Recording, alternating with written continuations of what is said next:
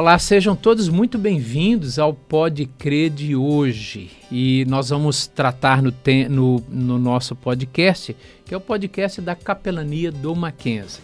E hoje o nosso tema é Encontrando Propósito em Meio ao Caos. Fé, vocação e sentido da vida.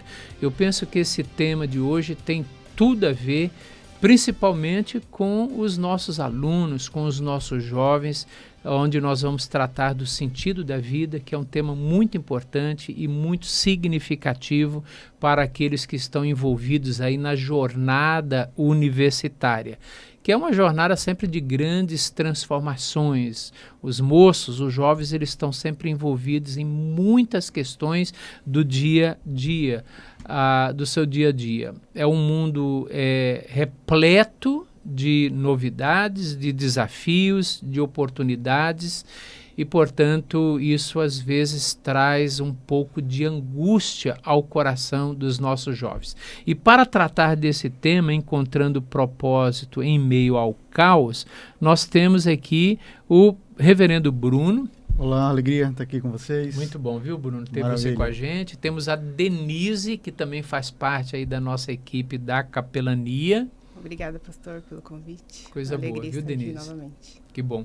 E também a Maria Fernanda, a Mafê, que é nossa aluna, é colega de muitos de vocês aí, ela faz o curso de psicologia, já está, né, Mafê, na reta final de curso, é isso? Isso mesmo, último semestre. O último semestre, já está quase dando tchau para nós, né? Sim, verdade. E a Mafê faz psicologia, e esse tema tem a ver, né? Tem a ver com aquilo que você pesquisa, com aquilo que você estuda. Por coincidência, o meu TCC é a respeito de saúde mental e propósito de vida. Então, quando eu recebi esse convite, fez muito sentido para mim, fiquei animada para participar. Quem sabe colaborar aí com vocês, misturando psicologia, fé, porque acho que ambos podem conversar, sim, sempre. E olha que coisa boa, o TCC dela é sobre saúde mental e sentido da vida. Que coisa boa. Então, acredito que você vai poder contribuir bastante. Mas eu queria começar aqui com o reverendo Bruno, fazendo essa pergunta aqui. Essa palavra, Bruno, propósito, que tem sido muito usada hoje. Há livros e mais livros sendo escritos aí a respeito da questão do propósito de vida. O que você poderia já introduzir para nós, explicando um pouco o que significa isso? É interessante que hoje os propósitos, eles são descritos apenas como conquistas temporais, né? É como se, para eu ter um propósito para a vida, eu tenho que conseguir alguma coisa aqui. Ou eu tenho que ter alguma titulação, eu tenho que ter algum patrimônio, alguma coisa. E eu gosto de uma antiga definição do símbolo de fé da Igreja Presbiteriana do Brasil, né? É a primeira pergunta que todo mundo grava, né? Qual é o fim principal do homem? Qual o propósito? A segunda nem sempre a pessoa sabe, mas a primeira sabe de cor, isso. E falando a respeito da finalidade, qual o propósito da nossa vida? E aí o Piper é muito feliz quando ele escreve aquele artigo O Hedonismo Cristão, né? E ele fala da grande finalidade da nossa vida, ser, de fato, viver uma vida que adore a Deus, ou seja, é uma vida que transcende, o seu propósito transcende a nossa existência momentânea, e também o ter deleite, o ter alegria nele. O grande problema é que a gente busca alegria nas conquistas e não no Deus que nos conduz para as conquistas. Ok, Denise. Eu caminhei nessa mesma perspectiva do pastor, né? Olhando para esse fim principal do homem, porque se a gente traz como fim as conquistas, elas acabam tendo um fim em si mesmo, né? E elas acabam se perdendo no meio do caminho. Quando não há conquista, não há alegria, não há satisfação.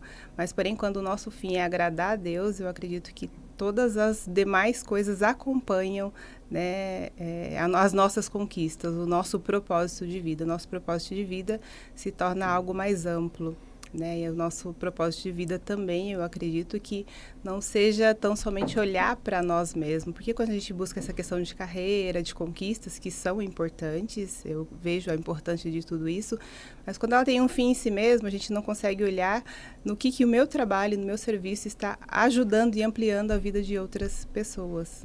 Porque todo mundo pensa nisso, né? Sim. Todo mundo, de alguma maneira, está pensando, olha, eu quero, a minha vida tem que ter sentido. A minha vida tem que ter um propósito.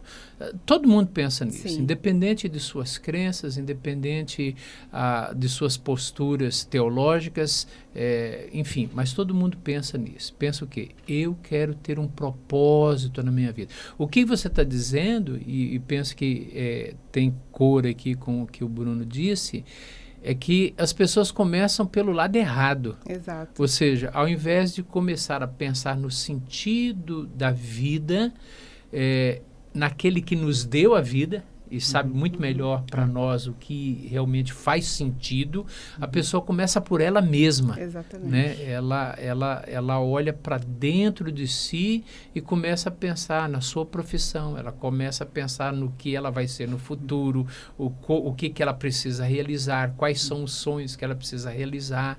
É isso, né? Isso. Então a pessoa não tem que começar por ela mesma. Eu creio que se a gente pudesse sintetizar, tanto o que eu falei quanto o que a Denise falou, se resume naquilo que a lei de Deus ensina: amar a Deus sobre todas as coisas e o próximo como a nós mesmos. Né? Então, claro que uma autorrealização passa por questões pessoais, individuais, particulares, mas, em primeiro lugar, a gente tem que lembrar de Deus como sendo aquele que nos dá o grande propósito, porque Ele é o doador da vida. E depois Ele nos chama não a amar a nós em primeiro lugar, mas amar ao próximo como a nós mesmos, que é justamente o que a Denise fala a respeito do serviço ao próximo, né? Bom, nós estamos aqui, já falei aqui, né, que a Maria Fernanda está com a gente, e ela desenvolveu e está desenvolvendo, acho que não terminou ainda de escrever o TCC, mas ainda está desenvolvendo. Por que você resolveu, Mafê, escrever sobre esse assunto? O sentido da vida, saúde mental e a relação que há com o sentido da vida. Por que começou a pensar em escrever? Eu acho que é um tema muito particular para mim, no sentido de que quando eu observo jovens da minha idade, eu vejo eles vivendo ali por uma vida muito hedonista, então em busca de prazeres instantâneos e imediatos, e como muitas vezes eles não têm um propósito maior. E em contrapartida, a ansiedade, a depressão, a parte da saúde mental tem sido muito afetada. E aí eu quis correlacionar, perguntar, né, se uma visão mais profunda da vida, se viver para além de si, está relacionado à saúde mental. E conforme eu vou pesquisando, eu vou notando que sim, tem muita correlação. A ciência já tem muitos estudos que explicam o quanto ter um propósito de vida impacta tanto na saúde mental como na saúde física. Então, ter um propósito de vida faz você trabalhar melhor, faz você ter menos estresse, ansiedade, sintomas de depressão, você tem mais interações sociais, então traz um bem-estar muito profundo, e eu sinto que isso está em falta nos jovens, principalmente nos jovens que eu observo, né, os meus colegas. Eu já estive nesse lugar de não ter um propósito, e eu lembro a angústia que me causava. Então eu quis explorar mais a fundo. O que é para você esse propósito de vida? Eu acho que é uma bússola que aponta a direção, mas principalmente o porquê de você fazer o que você faz. E ir além de si mesmo. Inclusive, a psicologia diz isso, né? Tem teorias psicológicas, principalmente a do Viktor Frankl, que foi um psiquiatra que viveu nos campos de concentração nazistas. Ele criou uma teoria chamada logoterapia, que é baseada no sentido da vida. E em um dos pilares ele diz que é para ter algo que te transcenda, uma espiritualidade é importante. Então, viver para além de si, enxergar algo maior nesse mundo, e não só por prazeres e conquistas materiais imediatas, né? Excelente, viu? Excelente. E já está quase terminando o seu TCC. Quase terminando. Né? Mudou muito a sua perspectiva a respeito do tema? Eu acho que só me fez enxergar o quão profundo é e o quão importante é. E eu tenho muita vontade de falar sobre isso para as pessoas, para mostrar o quanto a sua vida pode ser transformada quando você para pensar e viver segundo os propósitos que você acredita. Muito bem. Eu tenho aqui uma outra perguntinha para vocês, que é a seguinte. A Bíblia fala muito sobre vocação, que a gente está tentando mostrar e relacionar aqui a nossa fé e aquilo que a própria Bíblia fala a respeito de como nós podemos encontrar esse sentido da vida. E a Bíblia ela trata muito sobre vocação, né? A vocação como sendo algo que vai além do chamado sacerdotal.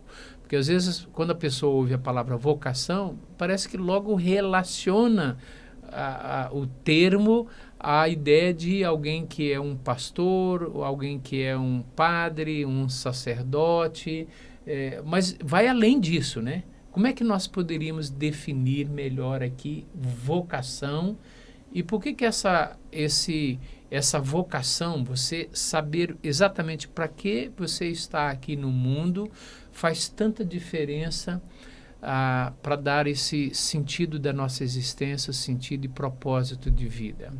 Teve um livro que eu li no período de seminário ainda. Eu olhei aquele livro e eu achei meio curioso. O título dele é Eu Sou Chamado. Você pensava que ia pegar aquele livro para saber se você tinha vocação pastoral ou não, né? E eu peguei esse livro dentro dessa perspectiva. E aí ele mostra que o nosso chamado, para além do contexto do chamado sacerdotal, vocacional, religioso, alguma coisa desse tipo, você é chamado para Deus. Então, qual é a grande vocação que o ser humano tem? A vocação de viver para Deus, de estar na presença de Deus.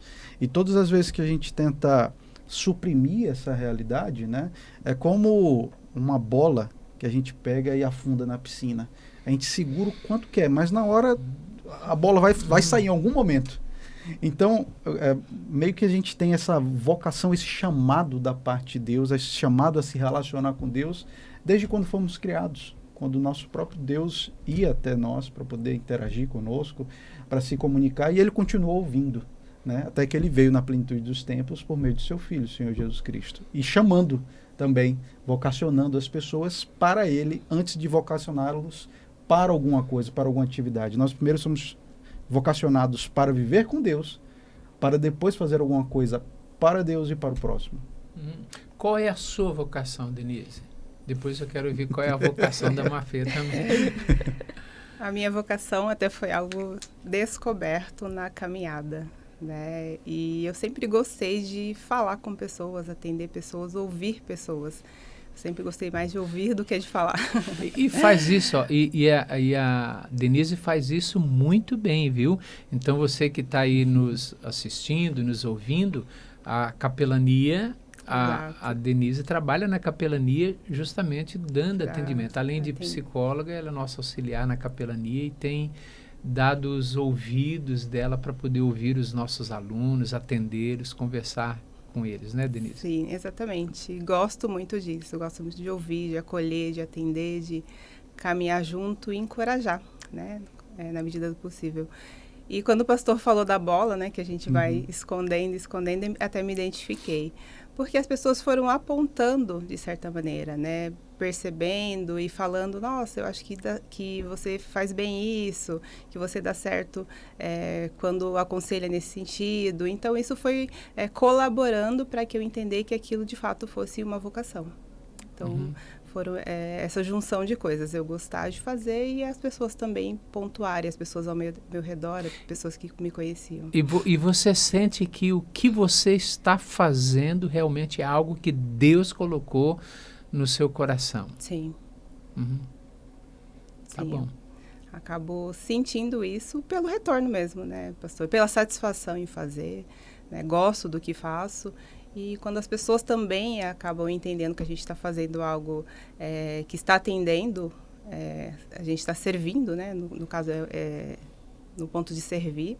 Então, quando você vê um retorno a respeito disso, eu acredito que de fato seja algo vocacional. É uma boa recompensa, né? Exatamente. Mafê. Minha vocação. Com 24 anos. Eu acho que por eu ser muito nova, eu não tenho uma resposta certeira de qual é a vocação da minha vida, num sentido amplo. Mas eu busco seguir o que Deus quer de mim no ordinário. Então, na Bíblia, a gente vê muitas muitas partes que dizem e esclarecem o que Deus espera de nós. Então, como o Senhor disse, Ele espera relacionamento. Então, eu vou buscar ter esse relacionamento com Deus. Ele fala pra gente se relacionar com o próximo, então eu vou viver em comunidade. Ele fala pra gente ter um trabalho digno e agir com honra. Eu vou fazer o meu trabalho buscando ser excelente. Eu vou honrar os meus pais. Eu vou ajudar as pessoas que precisam ser ajudadas. Então, eu ter esse sentido, esse propósito de viver para Deus, viver com Deus, cuidar da criação dele, isso já me trouxe uma perspectiva muito diferente da vida. Uma alegria que nunca eu havia sentido. E acho que pessoas da minha idade, até um pouquinho mais novas, podem ficar assustadas com essa vocação na hora de escolher a faculdade, né? Então, meu Deus, será que é a vontade de Deus eu fazer administração, eu fazer direito, eu fazer psicologia? Será que eu estou fugindo da vontade de Deus? E eu acho que não. O meu noivo, ele costuma até trazer uma metáfora para falar sobre a vontade de Deus. E eu acho muito interessante. A vontade de Deus é um grande estacionamento com muitas vagas. E contanto que você esteja agindo de acordo com a Bíblia, que você não esteja fazendo nada imoral ou pecaminoso, você pode seguir vários caminhos, né? Então, acho que isso foi também determinante para eu escolher o meu curso, para eu sentir paz nas decisões que eu tomo. E eu estou bem tranquila com isso, apesar de não ter todas as respostas, né? E essa vocação, ela pode mudar de tempo em tempo, né? Não significa que você começa fazendo algo e vai até o fim da sua vida fazendo a mesma coisa, né? Acho que a orientação de Deus, ela pode mudar de tempo em tempo, né? De acordo, quem sabe, com a idade. Com 24 anos, você tem uma convicção agora da área em que você quer atuar. Quando você chegar na idade do Bruno, né? Aí você vai ter uma outra... vai ter, quem sabe, uma outra orientação, mas é importante que você está realizando a sua vocação e a vontade de Deus. Está aberto, né, a servir aberto e a seguir a vontade de Deus para a sua vida naquele momento. Exatamente. Uma coisa simples, Gil, né? Eu fui chamado para o Ministério Pastoral e na minha cabeça sempre funcionou bem direitinho o que eu ia fazer. Eu ia ser encaminhado por um presbitério para uma igreja local, ia trabalhar junto com os meus presbíteros, ia ser até ficar velhinho. E... Tá quase lá. Quase. A barba já está ficando branca. Mas até que aconteceu do convite para trabalhar na capelania, e eu continuo no ministério pastoral, mas é uma faceta completamente diferente daquilo que a gente faz em uma igreja local. Assim, tem alguma semelhança, mas é muito diferente o trabalho que a gente realiza aqui para um trabalho na igreja local. Então, eu continuo dentro do contexto da mesma vocação, só que com uma fronte diferente, de uma perspectiva diferente. Então, o Senhor é criativo, né, de pegar algo que Ele nos chamou e fazermos aquilo de diversas formas possíveis, porque isso é até bom, né? Porque, pelo menos eu sou assim, eu gosto de desafio novo. Às vezes não consigo ficar muito tempo fazendo a mesma coisa. E aí quando tem um desafio novo, isso me anima. Isso é coisa de jovem. Então, minha juventude está gritando ainda. É interessante, a Mafê mencionou ali o fato de que alguns jovens estão fazendo um curso e aí eles não se veem bem naquele curso. Alguma coisa acontece, olha, será que eu fiz a escolha certa? E muitos dos nossos alunos têm esse momento, né, Denise? Tem esse momento que eles entram em crise, eles já estão lá no 2º, 3º, 4º semestre do curso e eles não se veem muito bem desenvolvendo aquela profissão, trabalhando naquela área da vida. Isso gera angústia para eles, né? Isso gera uma crise. Puxa, eu errei na minha escolha vocacional. E aí, o que ele faz se ele está nesse momento de crise?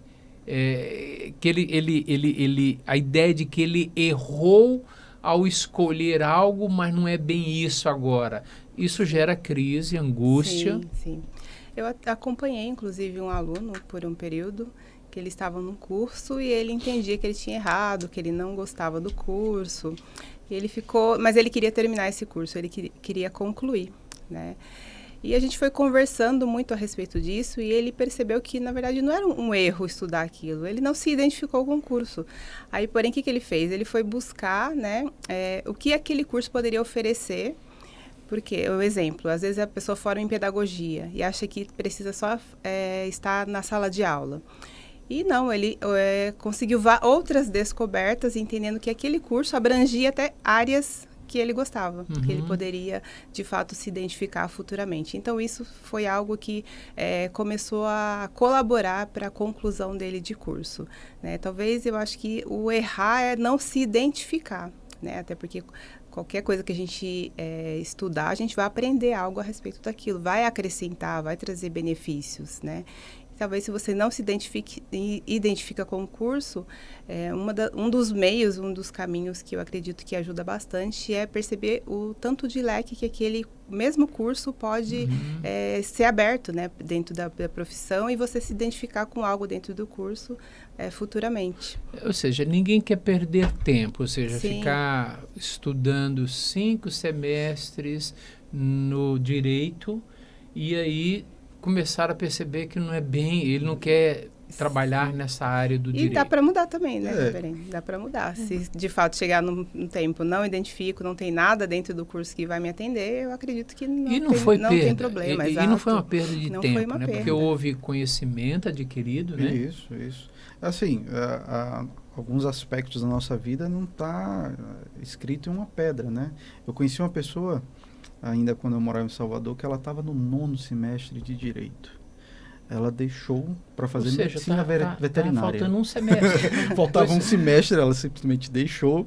Eu encontrei ela já formada em medicina veterinária, super feliz pela decisão que tomou. Que naquele momento foi difícil, porque a faculdade que ela fazia de Direito era uma faculdade privada, tinha um valor que era caro, que o pai pagou, só que aí ela decidiu seguir o sonho dela e foi fazer a universidade pública. E ela conseguiu concluir e estava mega feliz com aquilo que fez. Então, a gente tem que, em algum momento, ser franco, olhar para a gente e dizer, é isso que eu quero trabalhar, é isso que eu quero fazer, e arcar com as consequências, que não é fácil. Você assumir uma decisão como essa.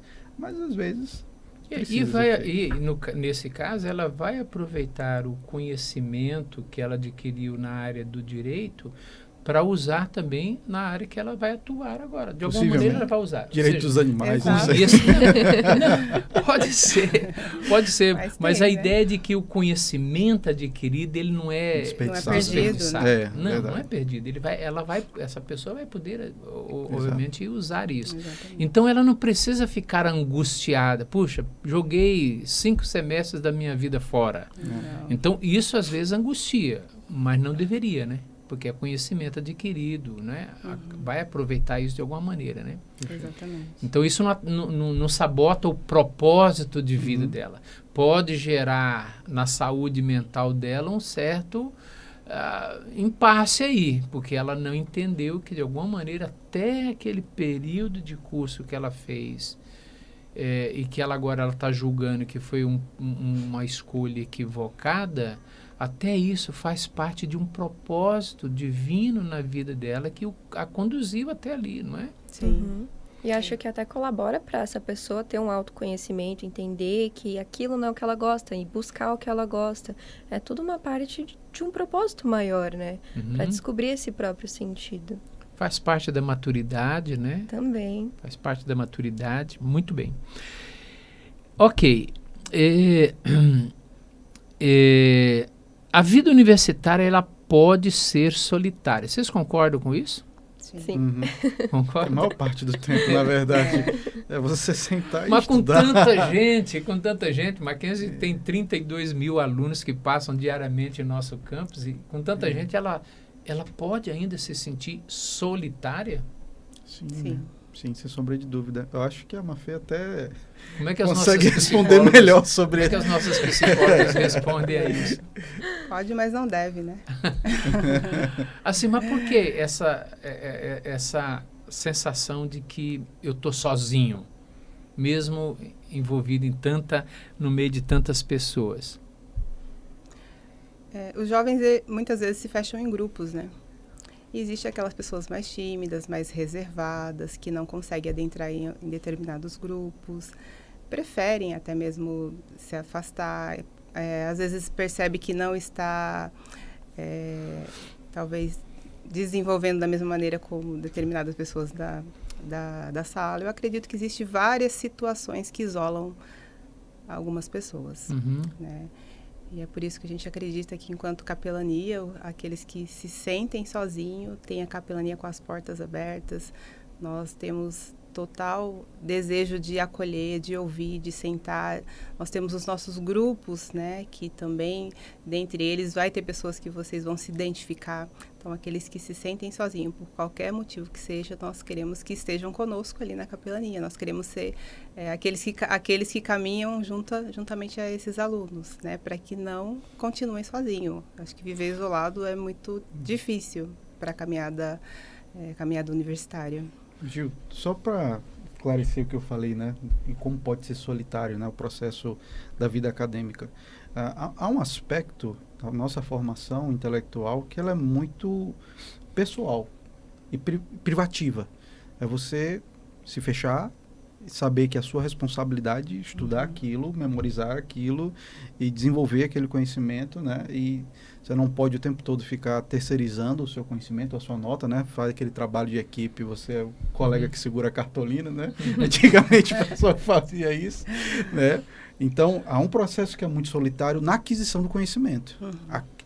Buscar o conhecimento, muitas vezes, é um processo solitário e que você tem que reservar um momento para isso.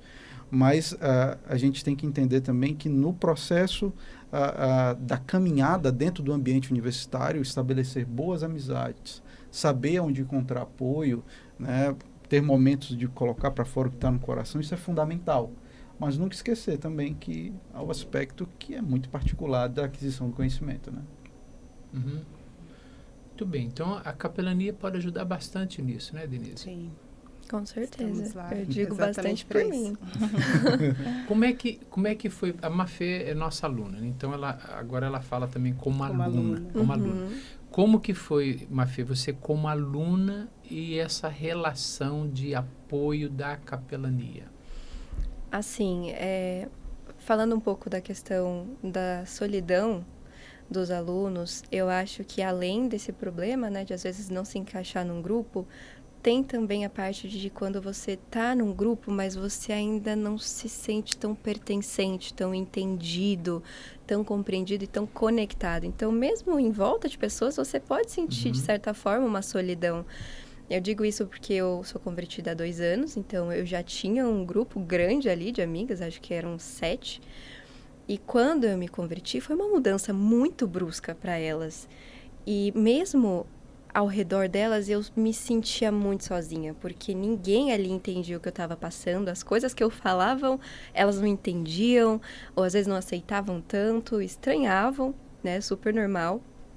E foi aí que eu conheci o Gildásio, que eu comecei a frequentar de fato, e semanalmente eu estava lá. E aí eu conheci o Pockets, conheci outras pessoas que estavam nessa mesma caminhada que eu.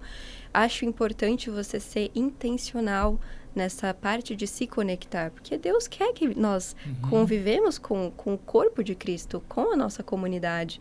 Então, muitas vezes, por ser tímido, retraído, você tem ali certa resistência, mas se lembrar de ser intencional, de se abrir, de frequentar esses grupos, né, células, pockets, capelania, conversar com vocês me ajudou demais nesse processo, demais. Eu acredito que sozinha eu não teria conseguido. E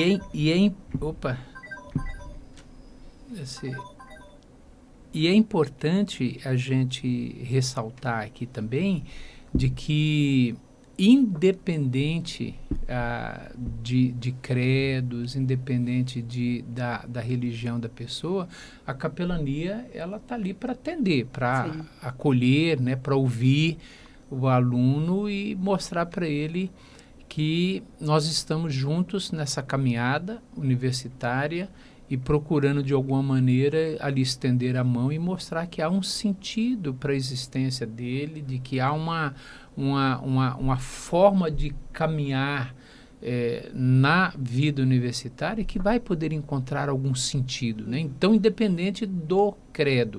Então, a pessoa pode ser presbiteriana, ela pode ser batista, ela pode ser católica ou qualquer outro credo, qualquer outra confissão religiosa. A capelania está sempre, né, de braços abertos para poder receber, acolher e conversar. Né? Algo Isso, que eu sempre repito, Gil, talvez eu seja até bem maçante falando isso, mas o papel da capelania não é fazer proselitismo, né? Ou converter alguém.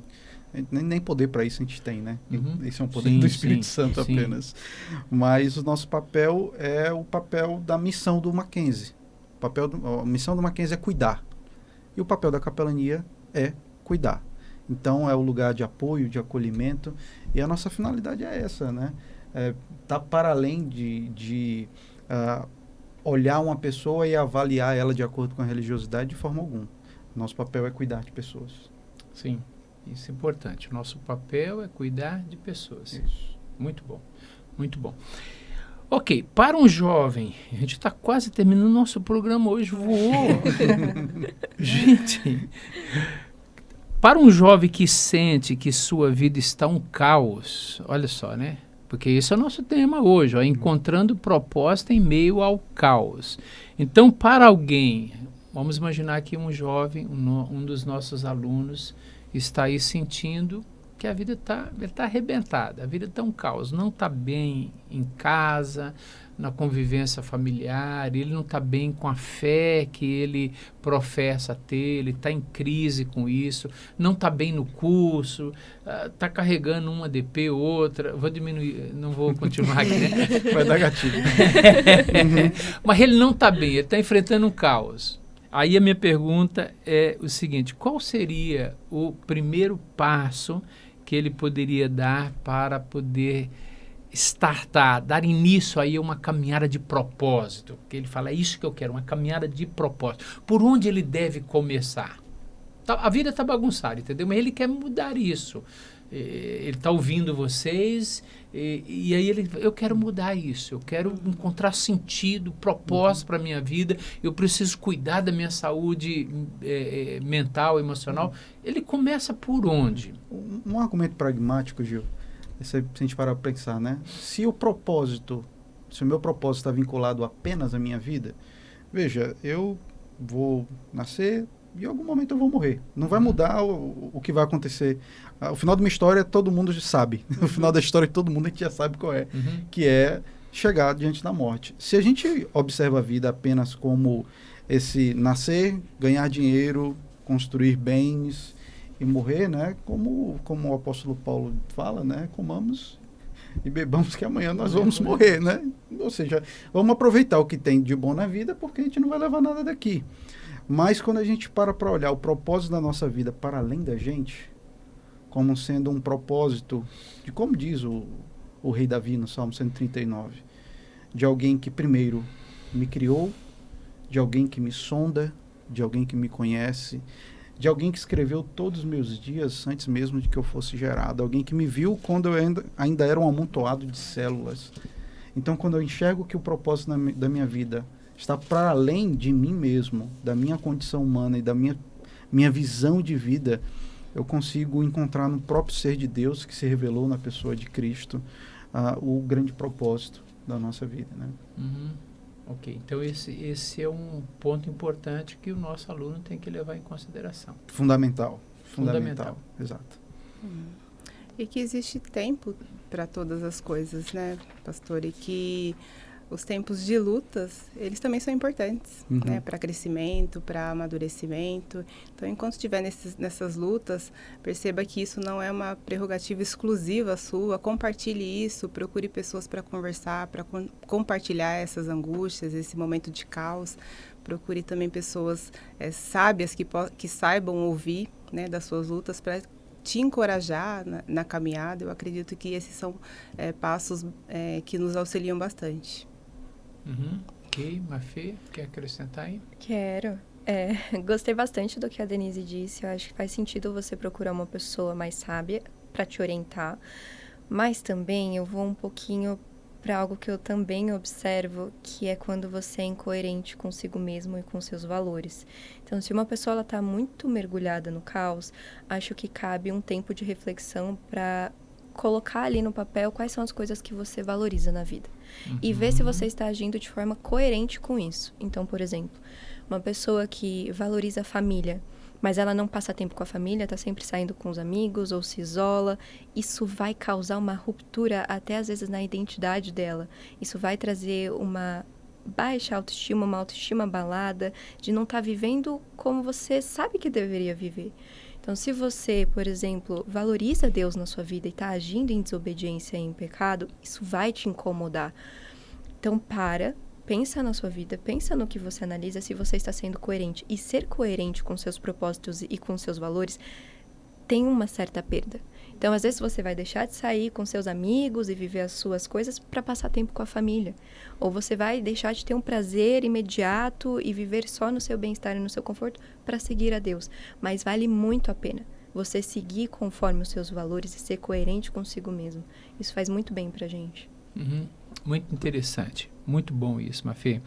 Olha, o apóstolo Paulo em Colossenses 1,16, ele diz assim, olha, falando a respeito de Cristo, falando a respeito de Jesus, ele diz, pois nele foram criadas todas as coisas nos céus e sobre a terra, as visíveis e as invisíveis, sejam tronos, sejam soberanias, quer principados, quer potestades, tudo foi criado por meio dele e para ele. Inclusive, essa pessoa que está enfrentando esse caos foi criado por ele. Sim. E foi criado para ele. Quando a pessoa, ela deixa de... Ela tenta viver a vida dela, e Bruno já colocou isso aqui muito bem, né? Quando a pessoa tenta viver a vida dela, tirando Deus, né, dessa equação, ela vai sofrer. Porque às vezes ela crê em Deus, mas ela vive como se Deus não existisse. Ela acredita que Jesus Cristo tenha passado por essa terra, mas ela vive como se Jesus não existisse. Então, tirar Deus, eliminar Deus da minha realidade, do meu dia a dia, quando eu não estou vivendo para Ele, quando eu não estou vivendo por Ele, isso de alguma maneira só aumenta o vazio e o caos que não está apenas fora de nós, né? Mas está dentro de nós. Agostinho disse algo sobre isso, né? Ele fala, tu nos criaste, ó Deus, para ti mesmo. Tu nos criaste para ti mesmo. E o nosso coração não encontra repouso enquanto não descansar apenas em ti. Então, o jovem, ele pode encontrar assim, sentido para a vida, mesmo que a vida está aqui meio bagunçada, né? Na sua vocação, no curso, na sua saúde, nos problemas que ela enfrenta aqui e ali, mas se ela tem a certeza e a convicção de que ela foi criada por Deus e foi criada para Ele, aí ela vai encontrar sentido na existência. Afinal de contas, por que eu estou nesse mundo? Para viver para Deus. Né? E parar de imaginar Deus apenas como ser etéreo, um conceito metafísico, mas como alguém que se revelou e que na plenitude dos tempos veio até nós. Ele se revela por meio das Sagradas Escrituras, né? A palavra de Deus revelada por meio dos profetas, por meio dos servos de Deus que registraram na Bíblia, e se revelou, a palavra de Deus encarnou, né? O Logos de Deus, o Verbo se fez carne e habitou entre nós. Então, se queremos conhecer a Deus, devemos conhecer a Cristo, né? Como o discípulo de Cristo perguntou, né? Mostra-nos o Pai. Ele diz, olha, quem vê a mim vê ao Pai. Então, se queremos conhecer a Deus, esse Deus que dá propósito para a nossa vida, nós não podemos encontrar outro caminho que seja diferente do caminho de buscar a pessoa de Cristo Jesus, conforme registrado nas Sagradas Escrituras. Muito bom. Ou seja, a palavra encarnada, que é Jesus, deixou-nos a palavra escrita, revelada, para que através dessa palavra, né? Através dessa palavra a gente pode conhecê-lo. E que é proclamado também por meio da pregação, né? Da palavra. Exatamente. Então, é isso. Obrigado por vocês participarem com a gente hoje. Denise, muito obrigado, viu? Obrigado, parabéns também pelo seu trabalho na capelania. Obrigada. De ouvir, de aconselhar. Mafê, obrigado, viu? Pela sua vida. Imagina. E pela sua caminhada com Cristo nesses 2 anos. Eu tenho acompanhado e tenho visto aí tanta coisa boa que você tem aprendido e você já tem compartilhado isso. Então, obrigado por você aceitar participar do nosso podcast aqui, do nosso Pode Crer. E, Reverendo Bruno, você é um companheirão, viu? Obrigado, Gil. Obrigado. E se você quiser ajuda da capelania, você está aí no seu momento que você acha que precisa realmente de uma ajuda, então pode contar com o trabalho da capelania do Mackenzie. Nós estamos aqui para ouvir você, estamos aqui para orar com você, ler a palavra e ajudar naquilo que nós podemos ajudar você. Deus abençoe, até o próximo Pode Crer da capelania do Mackenzie.